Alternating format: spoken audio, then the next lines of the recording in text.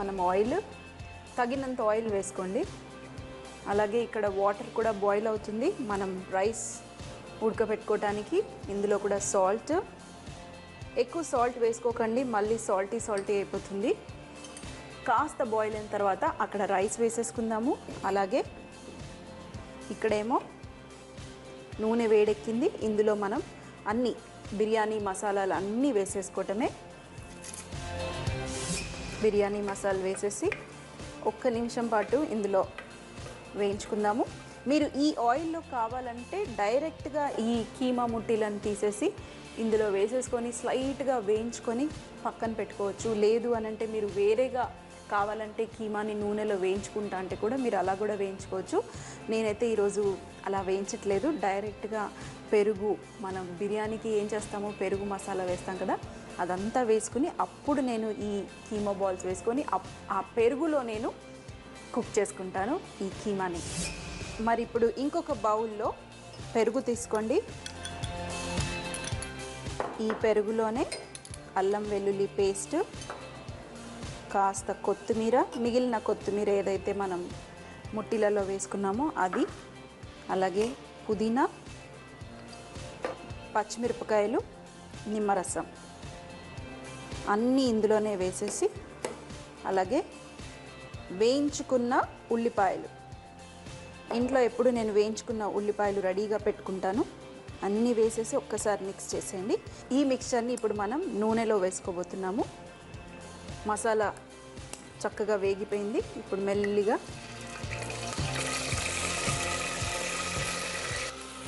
కొంచెం వాటర్, ఇప్పుడు ఒకసారి మిక్స్ చేసేయండి. అలాగే ఇక్కడ మనం రైస్ వేసేసుకుందాము. ఈ బాయిల్ అవుతున్న నీళ్ళలో రైస్ వేసేసి ఇప్పుడు మనం ఈ రైస్ని 80%గా ఉడకనిద్దాం. అలాగే కొంచెం సాల్ట్ కూడా వేసుకుందాము. ఆల్రెడీ రైస్లో వేసుకున్నాము, మళ్ళీ మనం కీమా ముట్టీలలో వేసుకున్నాము. సో జాగ్రత్తగా ఉండండి, మరీ ఎక్కువగా వేసుకొని సాల్టీ బిర్యానీ చేసుకోకండి. ఇప్పుడు మనం ఈ కీమా ముట్టీలని ఇందులో ఇలా పెట్టేసేయండి.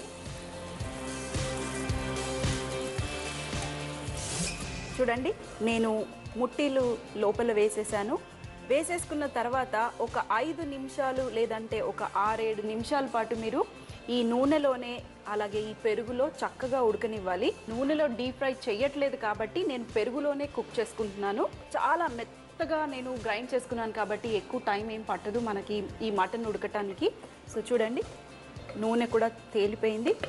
ఇప్పుడు మనం ఇక్కడ రైస్ కూడా ఉడికిపోయింది. రైస్ స్టవ్ ఆఫ్ చేసేసేయండి.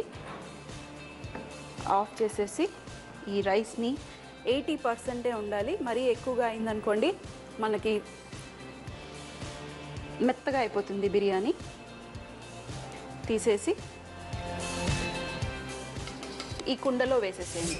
నేను మొత్తం రైస్ వేసేసుకున్నాను. ఆ తర్వాత కొంచెం అంత కుంకుమ పువ్వు నీళ్ళు పోసేసి కాస్త పిండి ఉందనుకోండి, పిండిని ఇలా పెట్టేసేయండి, మూతకి పెట్టేసి మూత పెట్టేయండి. మన దమ్ ప్రాసెస్లో ఇప్పుడు మన ముట్టి దమ్ బిర్యానీ రెడీ అయిపోతుంది. మరొక 20 మినిట్స్ వరకు మనం కుక్ చేసుకుంటే మన బిర్యానీ రెడీ.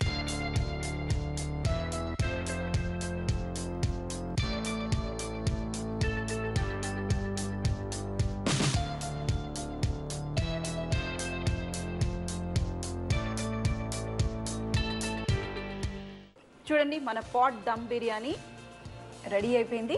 రెడీ అయిందా లేదా అని ఎలా తెలియాలి అంటే మీకు పిండి ఎండిపోతుంది, అంటే ఫుల్గా డ్రై అయిపోతుంది. అలాగే ఇక్కడ చూస్తే మీకు ఓపెన్ అయిపోయింది చూడండి, పిండి లోపల ఉన్న ఆవిరి ఉడికినాక తప్పమని లేసేసి ఇక్కడ చూడండి మన పిండిని జరిపేసేసి ఇలా స్టీమ్ అంతా బయటికి వచ్చేంత వరకు మనం కుక్ చేస్తే మన పర్ఫెక్ట్ దమ్ బిర్యానీ రెడీ అయిపోతుంది.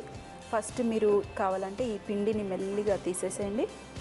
బయట డ్రై అవుతుంది, లోపల మాయిశ్చర్ అంటే కొంచెం తడిగా ఉంటుంది కాబట్టి మనకి ఇలా దమ్ బిర్యానీ, అది కూడా మటన్ బాల్స్తోని